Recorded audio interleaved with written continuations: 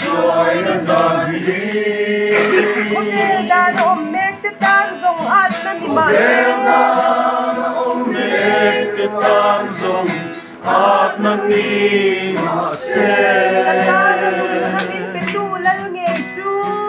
Tanan nung namin petulal ngeju Katang kanung min shuai tuan Katang kanung kong min shuai tuan Ay hulo ang Miswag kami kasing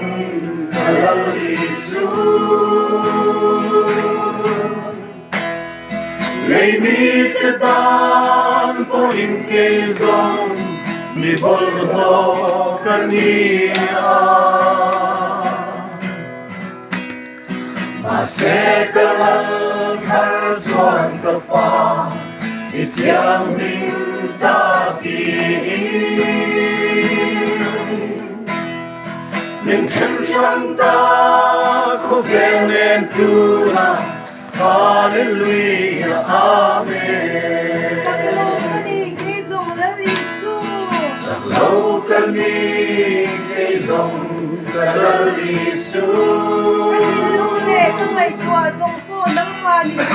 Tinlung le may tua zong ko nang mani Israel.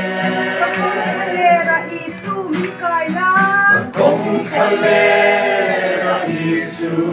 min kaila Kung ay napan sa Finland nunnen Ineling muhiro Biswag kami kasing kalalisu Lay mi ketan ko inkezon ni bolho kania Masekalat harzuan kafa Ityang hintaki Minchen shanta ko velen tulang Hallelujah, Amen. Siyang na lendel nagsupuy azin Kasing dilay sa lalune Nagsangatang chile Musit na awot ang Musit na awot ang masin Engkini siya kata na toke Kalalmay na pang Miswal kami asing kalalisu Lay mi ketan po inkezon Ni bolho kania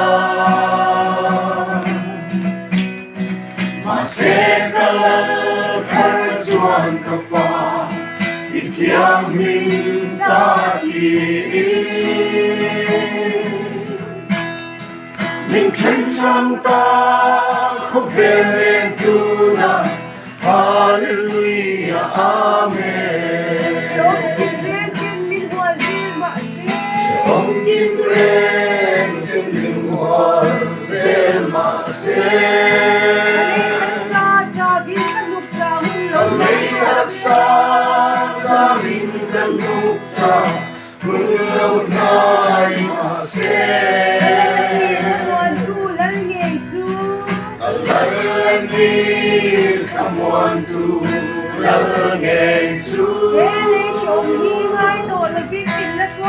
Dele siya om hinay to loving Min la shuay ngel Swal kani asin kalalisu Swal kami asin kalalisu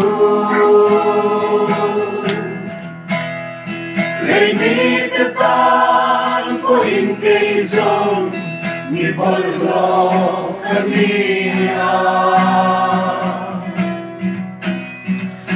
Masegalal karsuan ka fa Itiang lingtatiin Minchen santa kovele tuna Hallelujah, Amen Minchen santa kovele tuna